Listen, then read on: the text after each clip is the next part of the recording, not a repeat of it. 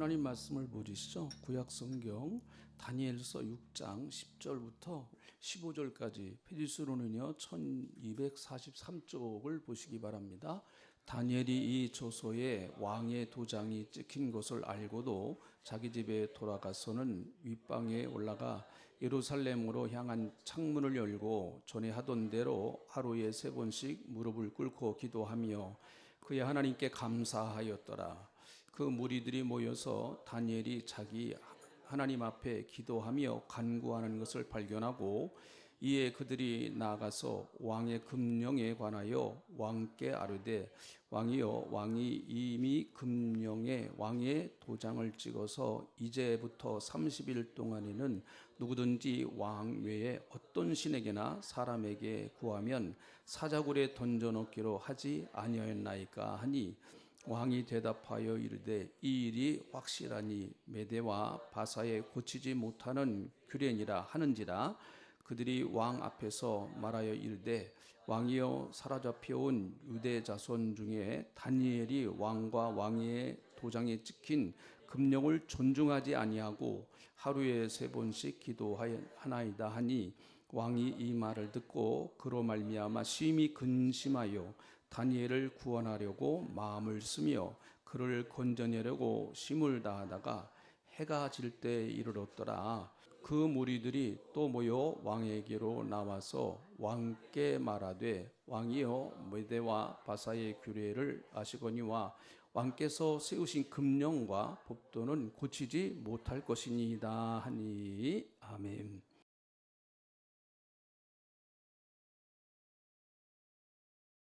오늘 이 본문 말씀 다니엘의 일생입니다. 다니엘은 참 예루살렘에서 태어나서 그가 느부갓네살 왕이 예루살렘을 공격해서 1차 침략을 했을 때 포로로 바벨론에 잡혀갔습니다. 이때 다니엘의 나이가 15에서 20살 그 사이라고 봅니다. 그는 20대가 되기 전에 예루살렘에서 자라다가 바벨론으로 포로로 잡혀가는 신세가 되었습니다.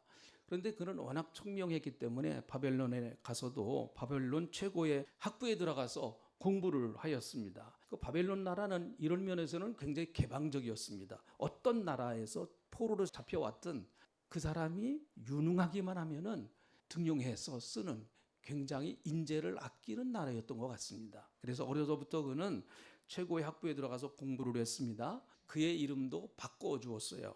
벨드사살이라고 이름을 바꿔주었습니다. 그래서 바벨론 나라의 언어나 또 학문이나 또 바벨론 나라의 문화나 종교나 그리고 또 행정이나 경제적인 것 전반에 걸쳐서 공부를 했고요. 그뿐만 아니라 점성술까지도 다 공부를 하였습니다. 다니엘서 2장을 보면 느부갓네살 왕이 꿈을 꾸는데요. 어떤 누구도 그 꿈을 해석을 할 수가 없습니다. 자기가 꾼 꿈을 자기도 기억을 못해요. 그런데 그 당시 점성술사들을 불러다가 내가 꿈을 꾸었는데 해석을 해라 그렇게 얘기를 합니다. 그랬더니 학술사들이나 박사들이나 점성술사들이 왕이요 도대체 꿈 내용이 뭡니까? 그랬더니 나도 모르겠다. 그러니까 내가 꾼 꿈을 너희가 알아내서 그 꿈을 해석까지 해라. 이게 참 말도 안 되는 얘기죠. 만약에 그 꿈을 너희가 해석하지 못하면 너희의 목숨은 끝이다. 이렇게 엄청난 명령을 내렸습니다. 결국은 다니엘이 그 꿈을 해석을 하죠. 다니엘서 2장에 나오는 큰 금신상을 보는데요. 그 금신상이 결국은 바벨론 이후의 역사가 어떻게 진행될 것인가 하는 것을 알려주는 아주 신비한 꿈이었습니다. 결국은 그것 때문에 그는 느부갓네살 왕에게 인정이 되어서 특채되는 특별 관리로 인정받아서 공직 생활을 시작했습니다. 여러분, 그의 공직 생활은 아주 청렴하고 강직하고 공정했고 지혜롭게 일을 처리해서 백성들에게 존경을 받아서 결국은 남의 나라에 가서지만은 그는 총리의 자리까지 오르게 되었습니다. 그리고 나서 그는 바벨론에서 약 50여 년 이상 공직 생활을 했습니다. 굉장히 오랜 세월 했죠. 여러분, 다니엘은 영적으로 보면 선지자였습니다. 그러나 평민으로 보면 일반적으로 보면 그는 정치인이었습니다. 정치인. 특별히 다니엘은 바벨론 사람도 아니었습니다. 이방 나라에서 온 사람이었는데 총리까지 올라갔으니 얼마나 다니엘을 시기하는 사람도 많았고 질투하는 사람도 많았겠습니까? 그럼에도 불구하고 그의 성품이 워낙 청렴하고 강직하고 공정한 사람이었었고 지혜롭게 일을 너무너무 잘 처리했고 워낙 뛰어난 사람이었었기 때문에 그런 것들을 다 뛰어넘어서 누가 어떤 얘기를 해도 또 느부갓네살 왕이 이 다니엘을 신임을 했습니다. 자, 바벨론 나라가 페르시아 제국에 망하였습니다. 바벨론 나라가 페르시아 제국에 망할 때 다니엘은 그때도 바벨론 나라의 총리였습니다. 그 당시에 그는 어떻게 보면 이제 나라가 바뀌었고 정권이 바뀌었으니까 조용히 물러나서 은퇴하고 여생을 마무리하는 것이 우리가 보편적인 생각이라고 할 수 있겠죠. 그러나 그의 탁월한 행정 능력, 또 인품, 그의 이런 모든 능력이 너무나 아까웠기 때문에 페르시아 제국에서도 오늘 이 본문 말씀에 등장하는 다리오 왕은요, 페르시아 제국의 왕입니다.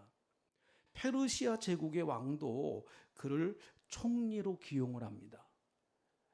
여러분, 이것은 어떻게 보면 나라의 정권은 잡았지만 갑자기 나라의 정권이 바뀌면 모든 민심이 흔들리고 굉장히 정세가 불안하지 않겠습니까? 그런데 다니엘이라고 하는 인물을 보니까 그는 어떤 정파에도 휩싸이지 아니하고 아주 공명정대하게 여태까지 나라를 잘 치리해왔다고 하는 것을 모든 사람들이 다 인정을 하기 때문에 다리오 왕도 그를 특별히 채용해서 총리로 그대로 그를 기용을 합니다.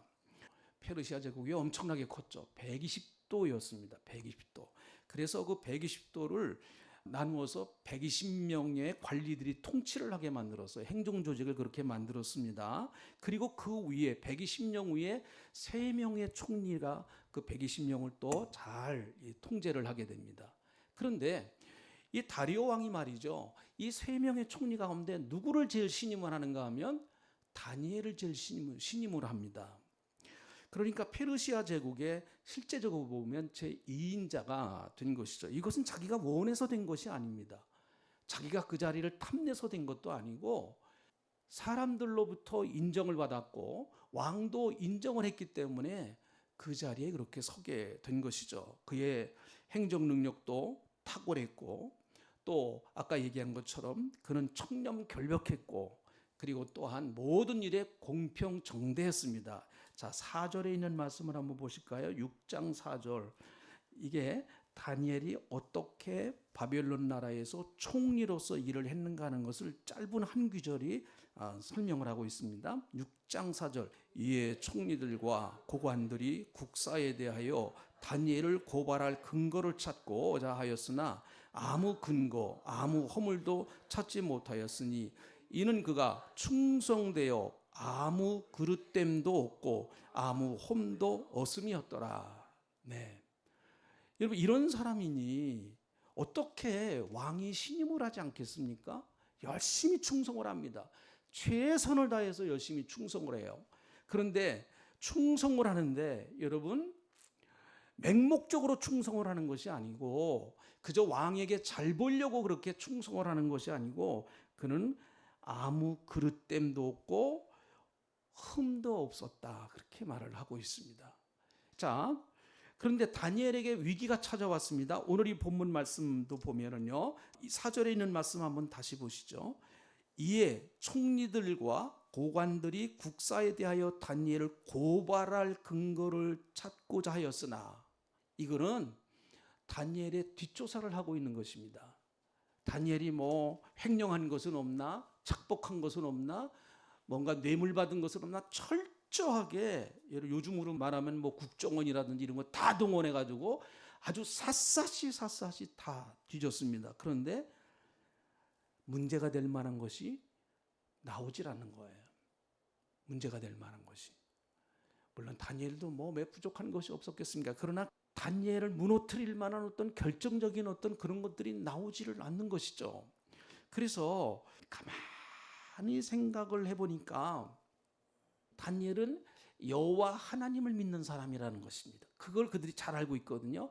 그래서 여호와 하나님을 믿는 저 신앙과 바벨론의 페르시아의 법과 상반되게 만들어 놓으면은 걸리지 않겠느냐 해가지고 그들이 모여서 무슨 법을 만드는가 하면 앞으로 30일 동안에 왕 외에는, 다리오 왕 외에는 다른 신에게라든지 그리고 다른 사람에게 뭔가 어려움을 구한다든지 뭔가 자기가 힘든 것을 해결해 달라고 부탁을 한다든지 그런 사람들은 다 갖다 사자굴에 집어넣어야 되겠습니다 라고 하는 법령을 만들었습니다.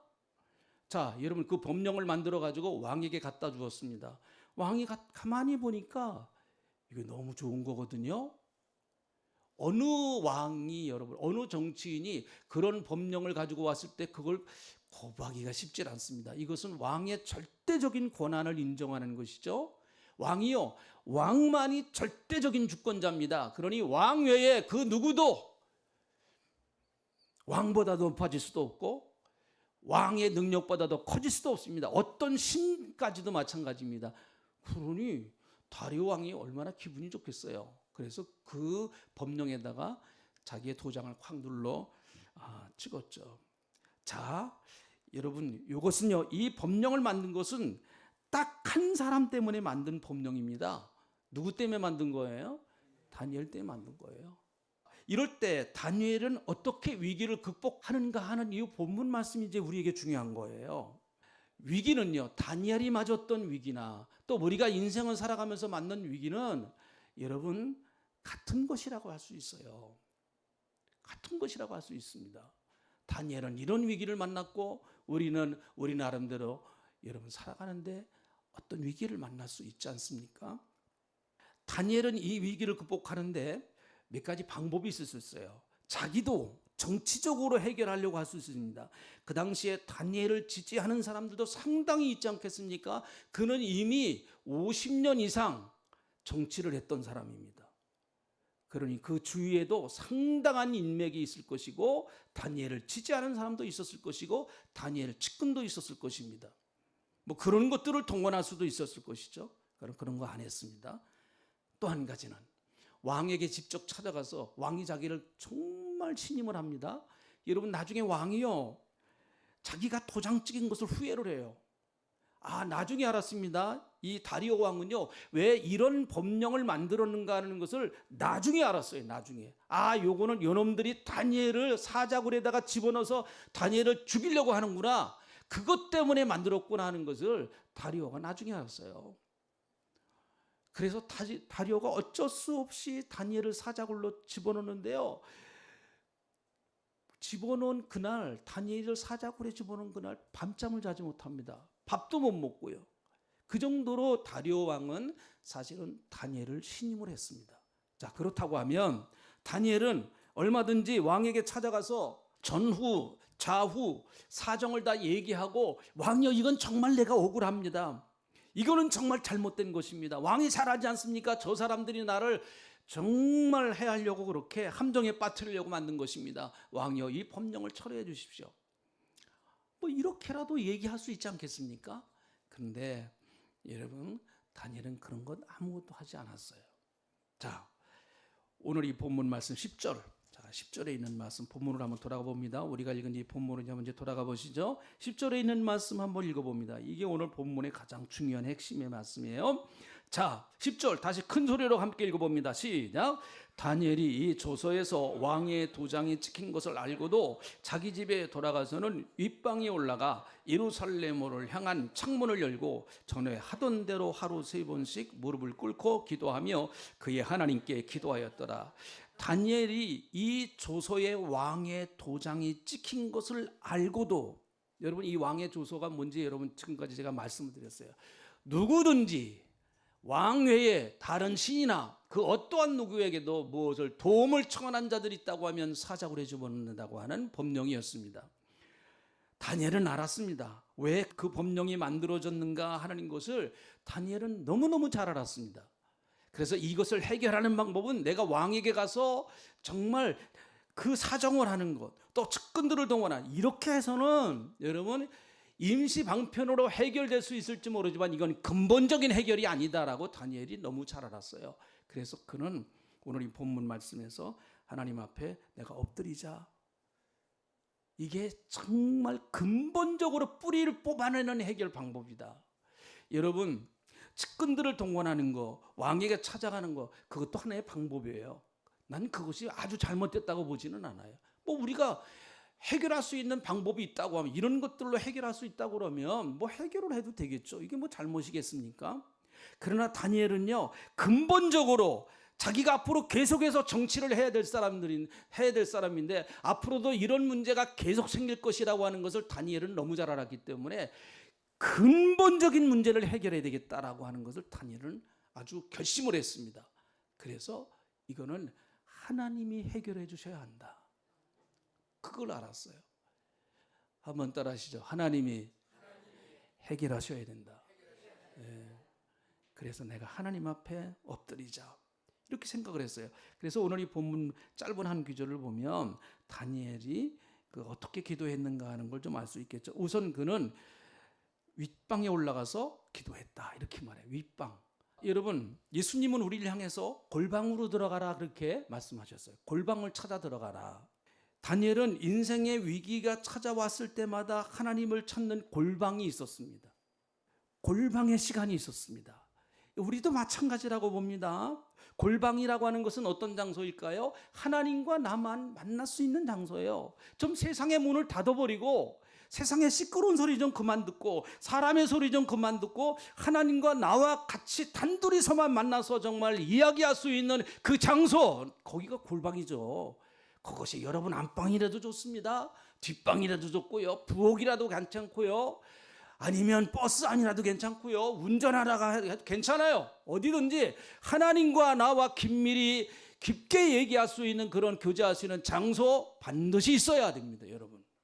반드시 있어야 돼요. 인생에 골방이 있어야 됩니다. 예수 믿는 사람은 반드시 골방이 있어야 돼요.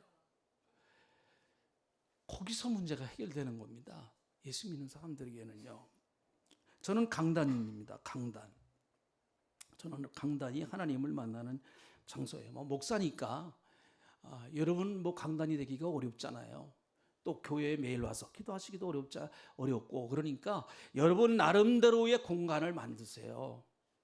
새벽에 좀 일찍 일어나서 가정에서 하시든지 아니면 잠을 주무시기 전에 뭐 하시든지 어떤 특별한 시간을 만들어서 그 시간에 내가 정말 세상 소리 좀 그만 다 끊고 하나님께 집중할 수 있는 그런 시간, 그건 골방의 시간이라고 봅니다.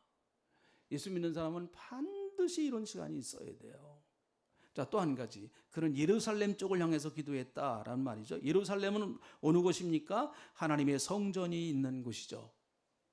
하나님의 성전, 예루살렘 성전. 그쪽을 향해서 기도해요. 뭘 말하는 것일까요? 하나님께 집중하는 거예요. 나는 이 시간만큼은 하나님께 집중해 보겠다라고 하는 거예요. 여러분, 예수 믿는 사람들이 꼭 이런 시간이 있어야 됩니다. 하나님께 내가 좀 집중해 볼 수 있는 시간. 그것이 성경을 읽는 시간이든 찬양을 하던 시간이든 아니면 예배를 드리는 시간이든 기도를 하는 시간이든 내가 정말 다 세상 것을 좀 잊어버리고 걱정, 근심, 염려 지금 내가 너무너무 많아요. 그렇지만 그런 것들 좀 다 내려놓고 하나님께만 집중할 수 있는 시간, 이런 시간을 한번 만들어야 돼요. 이런 시간을요. 이게 나를 살리는 거예요. 그 시간이 나를 살리는 거예요. 그런 마음이 나를 살리는 거예요. 그런 마음이요. 그러니 여러분 나름대로 하나님께 집중할 수 있는 어떤 그런 마음을 가지세요. 시간을 만들고요. 만드세요. 여러분이 하셔야 됩니다. 그러니까 오늘도 이 설교를 듣고 그냥 한 소리로 확 지나가는 사람이 있을지 모르겠어요. 어떤 누군가에겐 비수같이 꼽혀서 그렇게 하는 사람이 나오길 축원합니다. 그러면 그 사람은 살아나요. 분명히 확실합니다. 그 사람은 살아납니다. 자, 또 한 가지는 그런 전에 하던 대로 했다고 그랬어요. 그러니까 다니엘은 기도가 습관에 따라서 하는 기도였었죠. 그러니까 어려움이 있기 때문에 특별히 기도하는 것도 아니에요. 그냥 하던 대로 하는 거예요. 감리교 창설자는 웨슬로에게 하나님이 내일 당신을 부르시면 뭘 준비하시겠습니까? 그래요? 나는 내일 아침에 일어나서 아침에 기도하고 아침밥 먹고 그리고 내가 하던 일 늘 하다가 저녁에 잠을 잡니다. 그냥 늘 하던 대로 하다가 주님 앞에 부르심 받는다는 거예요. 어떻게 보면 참 그것이 제일 좋은 신앙이라고 봅니다. 늘 주님과 함께 살아가는 거예요. 우리 신앙생활은. 하루하루 주님과 함께 살아가는 거죠. 그래서 주님 오시면 오셨어요. 감사합니다. 그리고 주님과 함께 가는 거예요. 너무 꿈 같은 얘기인가요? 누가복음 22장 39절 한번 같이 읽어보시죠. 누가복음 22장 39절 같이 읽어봅니다. 시작. 예수께서 나가사 습관을 따라 감람산에 가심에 제자들로 따라갔더니 예수님 감람산에서 마지막 겟세마네 동산이 감람산에 있거든요. 마지막 기도를 거기서 하셨어요. 예루살렘 가시면 늘 예수님은 감람산의 습관을 따라 가셨다라는 거죠. 그래서 우리의 인생의 신앙생활은 특별히 중요한 습관, 말씀 보는 습관, 기도하는 습관, 주일날이면 와서 예배드리는 습관, 이런 것들은 너무너무 참 귀한 습관이죠. 또 한 가지는 그런 무릎을 꿇고 하나님 앞에 기도했다는 것입니다. 무릎을 꿇었다고 하는 것은 간절함의 표현이죠. 절박함의 표현입니다. 하나님이 도와주지 않으면 안 됩니다 라고 하는 절박함의 마음이에요. 절박함의 마음. 좀 절박한 심정이 우리에게 있어야 된다. 예배 드릴 때도 좀 절박한 마음을 가지고 예배를 드려야 된다. 한번 그렇게 절박한 심정을 가지고 한번 우리 하나님 찾고요. 찾으라는 거예요. 두드리라는 거예요. 그리고 구하라는 거예요. 이게 다 절박한 마음이죠. 찾고 두드리고 구하고 기도는 절박함이 있어야 돼요. 절박함이. 그러니까 너무 기도를 안 하니까 하나님이 기도거리를 주셔요. 이제 하나님이 억지로 기도시키시는 거는 어떻게 기도시키세요? 얘기 안 해도 여러분 잘 아십니다. 제가 또 깊이 얘기하면 또 시험 들 분들에게서 이거 괜히 또 하나님이 또 한 가지는 감사기도했다고 그랬어요. 보니까 감사기도했다. 여러분 기도는요 절망으로 시작해서 소망으로 끝납니다. 이게 기도의 맛이에요. 울면서 시작해서 웃으면서 끝나는 게 기도예요. 캄캄해서 시작해서 여러분은 한 줄기 빛을 보면서 끝나는 게 기도예요. 정말 속에 그냥 아주 원한 맺힌 마음을 가지고 기도하다가도요 마음이 확 녹아지는 게 그게 기도의 맛이에요. 저 인간이 죽든지 내가 죽든지 결판을 내자라고 그렇게 기도를 시작했지만 주님 저 영혼도 불쌍히 여겨주시옵소서 그렇게 끝나는 게 기도예요. 네? 어떤 사람도 하나님 저 인간도 죽고 나도 죽어버리겠습니다 이렇게 기도 끝나는 사람은 없습니다. 반드시 기도가 그렇게 시작했지 모르지만 끝날 때는 하나님이 마음을 다 부드럽게 해주세요. 그래서 기도하는 거예요. 여러분 마음이 자꾸 강팍해지고 마음이 자꾸 독해지시는 분들 계시다고 하면 기도하셔야 돼요. 그 마음 내 마음대로 안 풀어집니다. 그거 절대로요. 근데 기도하다 보면 감사하게 돼요. 자, 빌립보서 4장 6절 7절 오늘 6절 7절 다 보겠습니다. 같이 읽어봅니다. 시작. 아무것도 염려하지 말고 다만 모든 일에 기도와 간구로 너희 구할 것을 감사함으로 하나님께 아뢰라. 그리하면 모든 지각에 뛰어난 하나님의 평강이 그리스도 예수 안에서 너희의 마음과 생각을 지키시리라. 네, 요 끝부분이 참 중요해요. 너희의 마음과 생각을 지켜주실 거다. 이 마음 지키는 것처럼 어려운 게 없어요. 보니까 정말 이거 어렵습니다. 자, 다니엘은 영적으로 탁월했던 사람이었습니다. 6장 3절을 보면요. 다니엘서 6장 3절에 한번 가보면은요. 다니엘은 마음이 민첩하여 총리들과 고관들 위에 뛰어남으로 왕이 그를 세워 전국을 다스리게 하고자 한지라. 그 다니엘은 마음이 민첩했다 그렇게 얘기를 합니다. 민첩했다, 마음이 민첩했다고 하는 말인데 이 말의 히브리 원문은 이래요. 르하흐 야티라라는 말이에요. 르하흐 야티라. 르하흐란 말이 영이란 말이에요. 영. 그래서 구약 성경에서 성령을 르하우 그럽니다. 르하우. 그러니까 이 말은 뭔가 하면은 다니엘은 영적으로 탁월한 사람이었었다는 말이에요. 민첩하다는 말은 야티란 말이에요. 이거는 탁월함이란 말이에요. 영적으로 그런 탁월함을 가지고 있었던 사람이었었다 그 말이에요. 여러분 다니엘서 이제 5장 집에 가서 한번 읽어보시면은요, 벨사살이라는 왕이, 이 사람은 바벨론의 마지막 왕이었어요. 막 잔치를 합니다. 크게 잔치를 해요. 이 사람이 교만해져 가지고요, 느부갓네살 왕이 자기 할아버지가 예루살렘 성전에서 꺼내온 그 기구들이 있습니다. 뭐 거기서 쓰던 이제 예배 드릴 때 그 사용하던 물건들이 있어요. 그걸 가지고 와서 막 술잔을 따라 먹고 막 이 짓을 합니다. 그런데 갑자기 사람의 손이 나타나고 벽에다가 뭔가 쫙 쏘는 거예요. 깜짝 놀랐죠. 이 벨사살 왕이요, 깜짝 놀랐어요. 나중에 다니엘이 와서 그 글자를 가르쳐 줍니다. 그게 무슨 글자인지. 메데메데 데겔 우바라신이라는 글자예요. 메데메데 데겔 우바라신.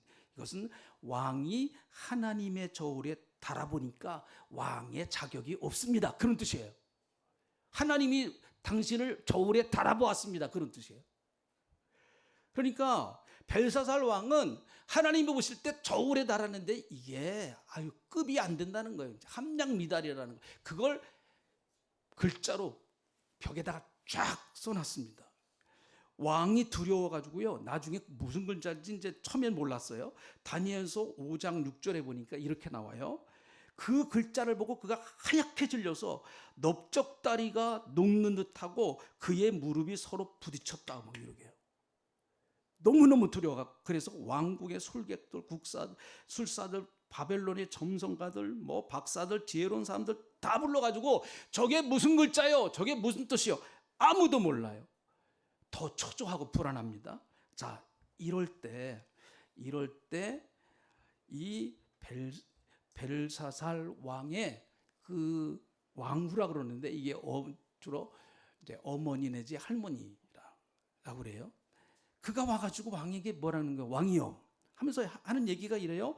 5장 12절에 보니까 이거는 왕후가 와서 지금 벨사살 왕에게 하는 얘기예요. 지금 발발발발 떨고 있는 벨사살 왕에게 하는 얘기입니다. 자, 같이 읽어봅니다. 시작. 왕이 벨사살을 이름하는 이 다니엘의 마음이 민첩하고 지식과 총명이 있어 능히 꿈을 해석하며 은밀한 말을 밝히며 의문을 풀 수 있었나이다. 다니엘을 부르소서, 그리하면 그가 그 해석을 알려드리이다. 그러니까 느부갓네살 왕도 그렇게 할 때 다니엘 불렀단 말이에요. 그는 마음이 민첩한 사람이고 지식과 총명이 능한 사람이다. 여기서 마음이 민첩하단 말이 영적으로 탁월한 사람이다라는 얘기예요. 영적으로 탁월한 사람이다. 그래서 그는 의문을 풀 수 있다 그래요. 은밀한 말을 밝히며 의문을 풀 수 있다. 여기서 의문을 푼다는 말이, 의문이란 말은 카타르라고 하는 히브리 말인데요, 복잡하게 얽힌 매듭, 그런 걸 의미해요. 매듭이 막 복잡하게 얽혀 있어요. 그렇게 얽히고 설킨, 실타래처럼 얽히고 설킨 그런 복잡한 것들을 다니엘은 풀어낼 수 있는 능력이 있는 사람이다라는 거예요. 그는 영적으로 탁월성을 갖고 있기 때문에 그 부르라는 거예요. 불러라, 그 말이에요. 여러분, 이 능력을 다니엘은 어떻게 가지고 있었을까요? 그는 기도를 통해서 르하우, 성령께서 깨닫게 하시는 능력이었어요. 바로 이 능력을 다니엘은 가지고 있었습니다. 하나님이 기도하는 다니엘에게 이 능력을 부어 주었어요. 저는 우리 예수 믿는 사람에게도 바로 이 영적인 요 탁월함이 있어야 될 줄로 믿습니다. 여러분은 우리가 흔히 오감이라고 그러잖아요. 오감은 눈으로 보고 알고, 귀로 듣고 알고, 입으로 먹고 알고, 코로 마시고 알고, 촉각, 피부로 느끼고 하는 거예요. 이렇게 많은 정보를 우리가 입수합니다. 그러나 이것만 갖고 사는 사람은요, 동물과 비슷해요. 그러나 사람에게는 동물이 가지고 있지 못하는 육감이 있습니다. 육감. 이건 직관 능력이라고 그래요. 예감이라고 하기도 하고 왠지 그럴 것 같아요. 뭐 이런 그 육감이 때로는 맞을 때도 있고 안 맞을 때도 있어요. 자, 그런데 오감을 갖고도 사람이 그렇게 굉장한 걸 알고 육감을 가지고도 굉장한 것을 알지만 우리 예수 믿는 사람에게는 뭐가 있어요? 영감이 있어요. 영감이요. 이 영감이라고 하는 것은 창조적인 능력이에요. 육감이라고 하는 것은 자기의 어떤 그냥 육신적으로 예측하는 능력인데 영감은 아니에요. 창조적인 능력이에요. 어떤 문제가 생겼을 때 그것을 창조적으로 해결할 수 있는 능력이 탁 생기는 거예요. 그래서 아 이거야 하면서 반짝 머리에 탁 오는 게 뭐가 있어요. 기도할 때 내가 영으로 성령을 따라 살아갈 때 탁 하고 여러분 마음에 와닿는 게 분명히 있습니다. 영적으로 살아가는 사람들 이것이 굉장히 민감해요. 새로운 어떤 것을 만들어내는 감각과 지혜. 그래서 어떤 분들은 이것을 창조적인 불꽃이다 그렇게까지 얘기해요. 창조적인 불꽃이다. 이건 못 따라갑니다. 누가. 이건 예수 믿는 사람에게만 있는 독특한 특권이에요. 그러므로 여러분 그리스도인은 사건을 해결하는 능력이 세상 사람과 다른 거예요. 똑같은 어려움을 당했어도요 그것을 해석해내는 능력이 오감이나 육감만 가지고 해석하는 것이 아니고 예수 믿는 사람들은 그것을 영감을 가지고 해석해내야 됩니다. 그래야 성령께서 도와주세요. 똑같이 고난이 와도 믿지 않는 사람같이 해석해내면 어떻게 해요? 인생은 그래요. 보니까 해석해내는 능력이에요. 삶을 해석해내는 능력이에요. 인생은 해석의 능력에 따라서 방향이 달라진다고 봅니다. 자, 그래서 에레미야 33장 2절 3절 읽고 마치겠습니다. 이를 행하시는 여호와, 그것을 만들어 성취하시는 여호와, 그 이름을 여호와라 하는 이가 이같이 이르노라. 너는 내게 부르짖으라. 내가 내게 응답하겠고 내가 알지 못하는 크고 은밀한 일을 내게 보이리라. 에레미야 33장 2절 3절 꼭 기억하십시오. 정말 기억하십시오. 기도하겠습니다. 다니엘이 인생의 위기를 만났을 때 주님 그는 자기가 기도하던 윗방에 올라가서 예루살렘을 향해서 창문을 열어놓고 하나님 앞에 무릎 꿇고 간절히 기도했던 것처럼 주여, 그럴 때 사자의 입이 닫히고 사자굴이 천국이 되는 놀라운 역사가 일어난 줄로 우리는 성경 말씀을 통해서 알았습니다. 이것은 단순히 성경에 기록되어진 옛날의 이야기가 아니라 오늘 우리가 이 삶의 현장에서 사자굴과 같이 그렇게 어려운 환경을 살아가는 우리에게도 적용이 돼야 될 말씀인 줄 믿습니다. 주님, 사랑하는 성도님들, 올 한해 정말 다니엘이 무릎으로 이겨낸 것처럼 우리도 무릎으로 이겨낼 수 있는 한 해가 되게 하나님 역사하시고 도우시고 축복하여 주시옵소서. 감사합니다. 예수님의 이름으로 감사하며 간절히 기도하옵나이다. 아멘.